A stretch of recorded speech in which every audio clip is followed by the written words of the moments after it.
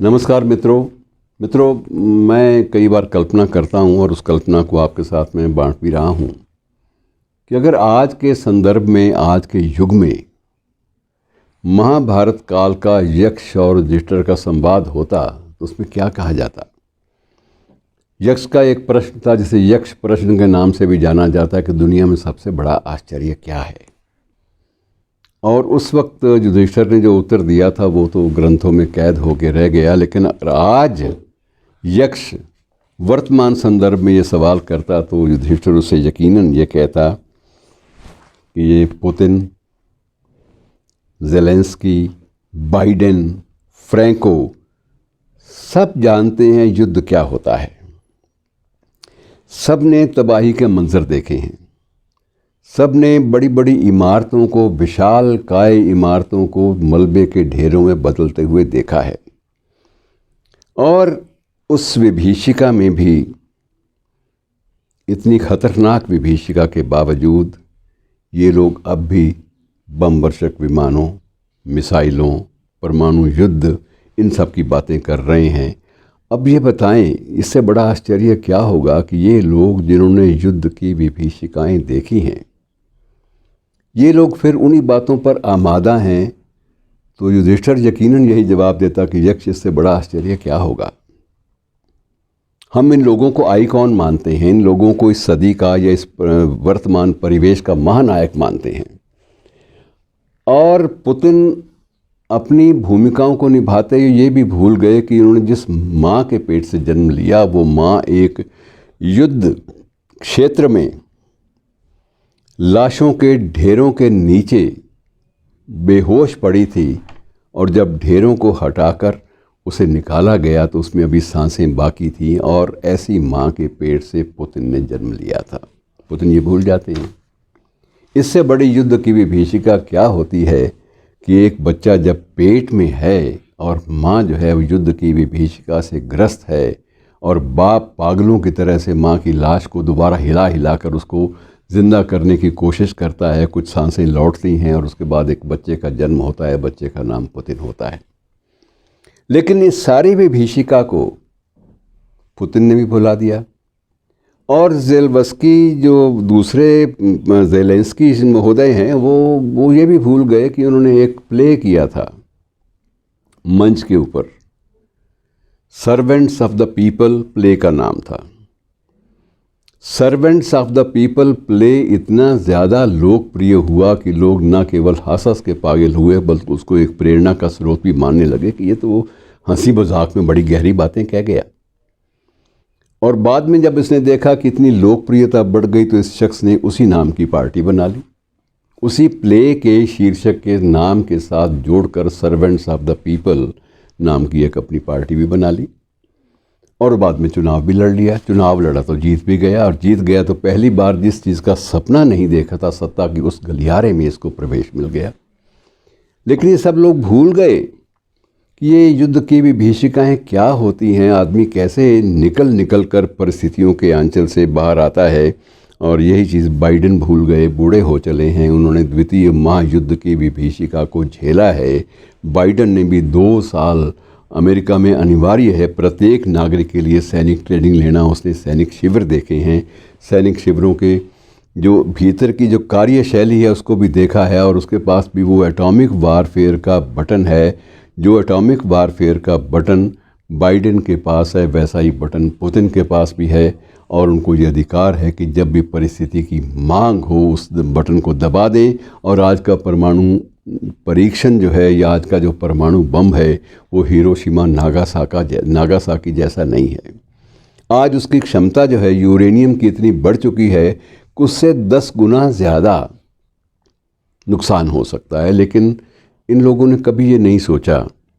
जिनको हम महानायक मानते हैं, जिनको हम विश्व के नेताओं की पहली फहरिस्त में, पहली सूची में इनको शामिल करते हैं, ना फ्रैंको ने सोचा, फ्रांस के राष्ट्रपति ने, ना बाइडेन ने सोचा, ना पुतिन ने सोचा, ना वो श्रीमान जी ज़ेलेंस्की साहब ने सोचा।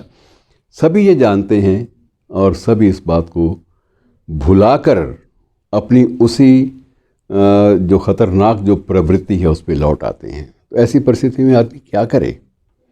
अब यही स्थिति होती है कि वहाँ का अब हम लोग क्योंकि साहित्य से जुड़े हुए लोग हैं, अदब से जुड़े हुए लोग हैं, हम लोगों ने ये बिल्कुल नहीं सोचा, इस बात की चर्चा तक नहीं हुई कि आफ्टर ऑल वहाँ भी तो लेखक थे।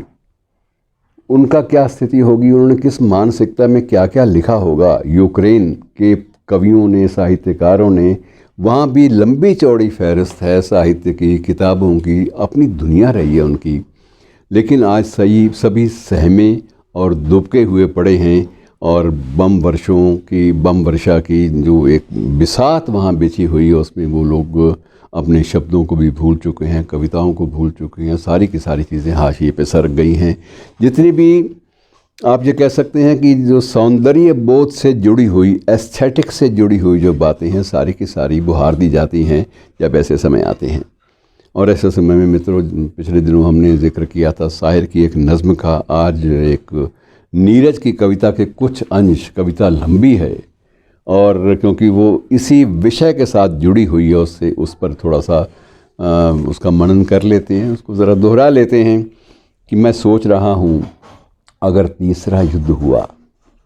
ये कविता नीरज ने अपने जवानी के दिनों में लिखी थी और आज से यकीनन ये 30-40 साल पहले की द्वितीय महायुद्ध के तत्काल बाद का जो माहौल था, उसमें ये लिखी गई कविता थी कि मैं सोच रहा हूँ अगर तीसरा युद्ध हुआ तो इस नई सुबह की नई फसल का क्या होगा।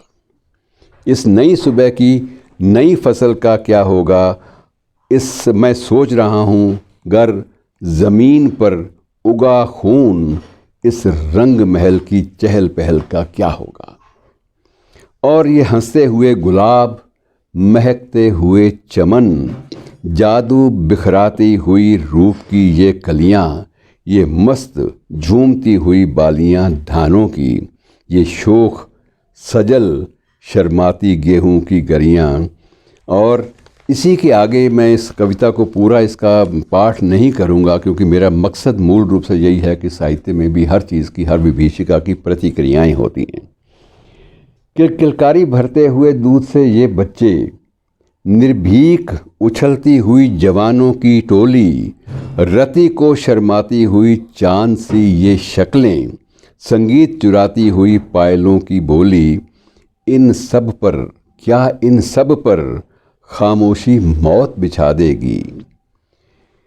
क्या इन सब पर खामोशी मौत बिछा देगी, क्या धुंध धुआं बनकर सब जग रह जाएगा, क्या कूकेगी कोयलिया कभी न बागों में, क्या पपीहा फिर न पिया को पास बुलाएगा, कि जो अभी अभी सिंदूर लिए घर आई है, जिसके हाथों की मेहंदी अब तक गीली है, घूंघट से बाहर आ न सकी है अभी लाज, हल्दी से जिसकी चूनर अब तक पीली है, क्या गोली की बौछार मिलेगी सावन को, क्या डालेगा विनाश झूला अमराई में, क्या उपवन की डाली में